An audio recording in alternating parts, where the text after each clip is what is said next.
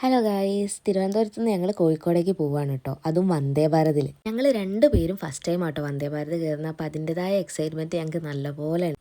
അപ്പോൾ ഇതാ സീറ്റൊക്കെ കണ്ടുപിടിച്ച് ഞങ്ങൾ വേഗം അവിടെ ഇരുന്നു കേട്ടോ. അങ്ങനെ ആദ്യം തന്നെ ഞങ്ങൾക്ക് കിട്ടിയത് 2 ബോട്ടിൽ വെള്ളം കേട്ടോ. പിന്നെ അതിൻ്റെ ബാക്കിൽ തന്നെ ന്യൂസ് പേപ്പറും വന്നു.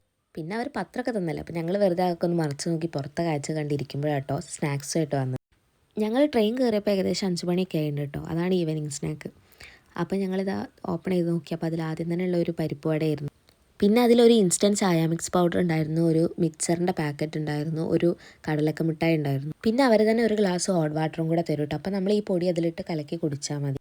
ഞാൻ ഒരു ചായ ലവറൊന്നുമല്ല, അപ്പോൾ ഞാൻ ചായ അങ്ങനെ കുടിക്കലില്ല. അപ്പോൾ എൻ്റെതും ഏട്ടൻ തന്നെയാണ് കേട്ടോ കുടിച്ചത്.